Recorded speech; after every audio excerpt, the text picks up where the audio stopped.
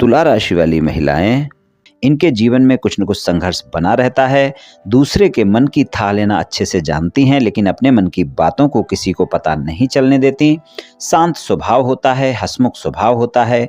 कुछ नया करने की, कुछ नया सीखने की चाहत हमेशा रहती है।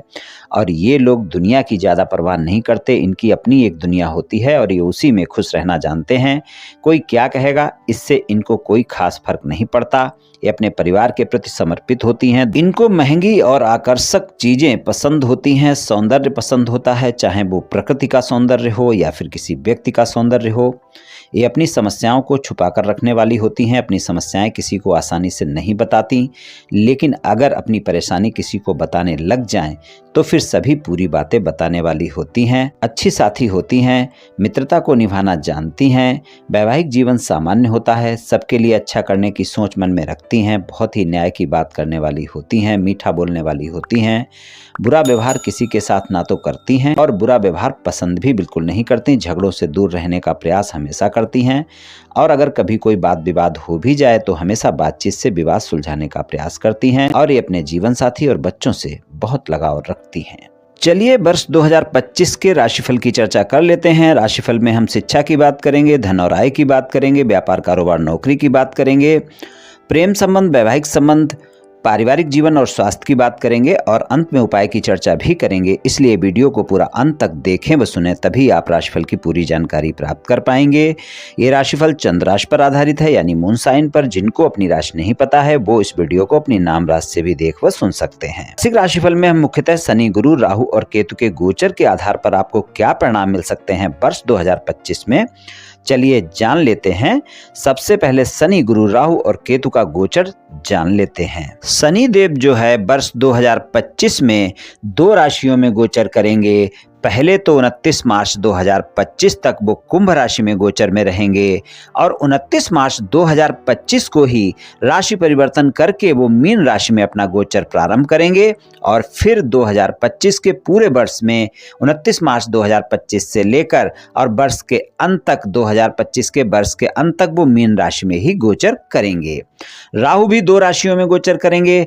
पहले तो उनका गोचर मीन राशि में रहेगा 18 मई तक के समय में और 18 मई 2025 को ही राशि परिवर्तन करके वो अपना गोचर कुंभ राशि में प्रारंभ करेंगे और फिर पूरा वर्ष 2025 वो कुंभ राशि में ही रहेंगे। और केतु कन्या राशि में रहेंगे 18 मई 2025 तक के समय में और 18 मई 2025 को ही राशि परिवर्तन करके वो सिंह राशि में अपना गोचर प्रारंभ करेंगे और वो फिर पूरे वर्ष सिंह राशि में ही 18 मई से लेकर वर्ष के अंत तक वहीं पर गोचर में रहेंगे। गुरु का गोचर जो होगा वो आपका 3 राशियों में होगा वर्ष 2025 में। पहले तो गुरु जो अपने गोचर में रहेंगे वृषभ राशि में रहेंगे और 14 मई तक के समय में वृषभ राशि में ही गोचर करेंगे और 14 मई को ही वो राशि परिवर्तन करके मिथुन राशि में अपना गोचर प्रारंभ करेंगे और 18 अक्टूबर को वो मिथुन राशि से निकलकर कर्क राशि में अपना गोचर प्रारंभ करेंगे और उसके बाद 5 दिसंबर को फिर से वो मिथुन राशि में अपना गोचर प्रारंभ करेंगे। तो कुछ इस तरह से गुरु का गोचर 3 राशियों में रहने वाला है।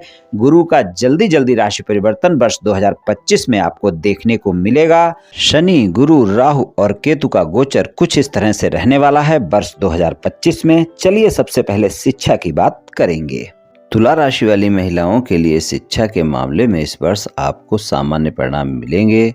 पंचम भाव में कुंभ राशि है, स्वामी शनि है। 29 मार्च 2025 तक पंचम भाव में ही गोचर रहेगा और उसके बाद वो मीन राशि में जाएंगे और फिर पूरे वर्ष वहीं पर रहेंगे, यानी छठे भाव में ही रहेंगे। तो अगर आप सामान्य विद्यार्थी हैं तो वहाँ पर आपके लिए 29 मार्च 2025 तक का समय शिक्षा में अच्छे परिणाम दिखाएगा। हालांकि आपको मेहनत ज़्यादा करनी होगी और उसके बाद का जो समय होगा वहाँ पर अगर हम देखें, खासकर 18 मई को राहु जो है आपके पंचम भाव में कुंभ राशि में आ जाएंगे। तो यहाँ से 18 मई से जो समय होगा वहाँ पर आपको एकाग्रता बहुत बनाकर रखनी होगी, वरना आप देखेंगे कि आपकी एकाग्रता बार बार भंग होती रहेगी। इसलिए एकाग्रता बनाकर रखनी होगी और अपना समय खराब करने से बचना होगा, तभी आपको शिक्षा में अच्छे परिणाम मिल पाएंगे। हालांकि जो लोग कंपटीशन एग्जाम की तैयारी कर रहे हैं या कोई गवर्नमेंट नौकरी की तैयारी कर रहे हैं तो उनके लिए जो है 29 मार्च 2025 के बाद का समय पूरे वर्ष काफ़ी अच्छा रहने वाला है। वहाँ पर आपको बेहतरीन परिणाम देखने को मिलेंगे। अगर आप कोई व्यापार कारोबार करती हैं या नौकरी करती हैं तो वहाँ पर आपको धन और आय के मामले में वर्ष 2025 में सामान्य परिणाम मिलेंगे। मध्य मई तक के समय में आपको नियमित तौर पर जो भी आप व्यापार कारोबार या नौकरी कर रही हैं उससे लाभ मिलता रहेगा। लेकिन याद रहे, मध्य मई तक के समय में आपको अचानक लाभ और अचानक हानि के योग भी बने रहेंगे। इस बात का भी ध्यान रखकर चलना होगा, इसलिए अपने खर्चों पर नियंत्रण रखना आवश्यक होगा, वरना आप देखेंगे कि जितनी आपकी आय होगी खर्च उससे अधिक देखने को मिलेगा। 14 मई के बाद का समय मिला जुला सा रहेगा धन और आय के मामले में। कि कुल मिलाकर धन और कैरियर की जो स्थिति है आपकी अच्छी रहेगी। लेकिन आप कोई भी अगर कर्ज ले रही हैं या कोई निवेश कर रही हैं तो वहाँ पर सावधानी बरतने की आवश्यकता होगी। ज़्यादा उधार देना या ज़्यादा उधार लेना इस वर्ष आपको अच्छे परिणाम नहीं देगा। इस बात का आपको विशेष ध्यान रखकर चलना होगा। वर्ष 2025 में व्यापार कारोबार के लिए सामान्य सा समय रहेगा और अब व्यापार कारोबार में अपने कर्मचारियों पर आंख मूंद कर भरोसा ना करें। इस बात का ध्यान रखकर चलें कि व्यापार कारोबार के लिए सामान्य सा समय रहने वाला है वर्ष 2025 में। और अगर आप कोई नौकरी कर रही हैं तो आपके लिए अच्छे परिणाम देखने को मिलेंगे। 29 मार्च के बाद का समय इस वर्ष नौकरी में आपको कोई पदोन्नति या वेतन वृद्धि देखने को मिल सकती है। और अगर आप कोई नई नौकरी की तलाश में हैं तो आपको नई नौकरी वर्ष 2025 में मिलेगी। इस वर्ष आपकी कोई लंबी दूरी की यात्रा या विदेश यात्रा भी हो सकती है। प्रेम संबंध के मामले में वर्ष 2025 में आपको अपने साथी के साथ किसी भी प्रकार की बहस से बचना होगा। खासकर 29 मार्च के बाद का समय ऐसा ही होगा जब आपको इस बात का विशेष ध्यान रखकर चलना होगा।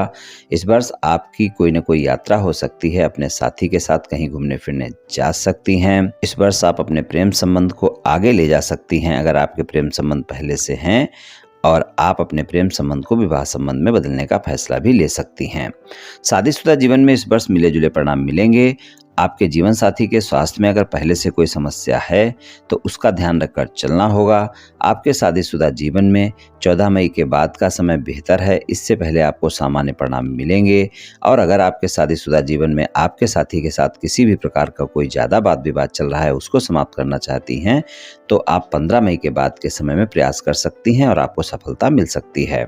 आपका समझौता हो सकता है। सामान्य तौर पर अगर कोई छोटा मोटा वाद विवाद है तो उसको आप कभी भी समाप्त कर सकती हैं, उसके लिए पूरा वर्ष अच्छा है। अगर आप अविवाहित हैं और आप जीवन साथी की तलाश में हैं तो इस वर्ष ये तलाश आपकी पूरी हो सकती है, जहां आपको मनपसंद साथी की तलाश पूरी हो सकती है। लेकिन याद रहे, किसी भी रिश्ते में कोई भी फैसला लेने से पहले आप थोड़ा जांच परख अवश्य करें।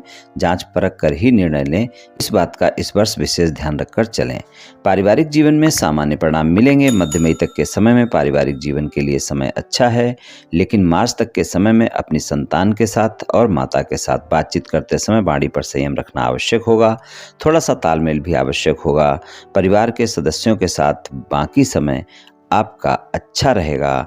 मध्य मई के बाद के समय में आपको घर के बड़ों का, पिता का, गुरु का आशीर्वाद मिलता रहेगा। स्वास्थ्य के मामले में वर्ष 2025 में आपको ध्यान रखकर चलना होगा।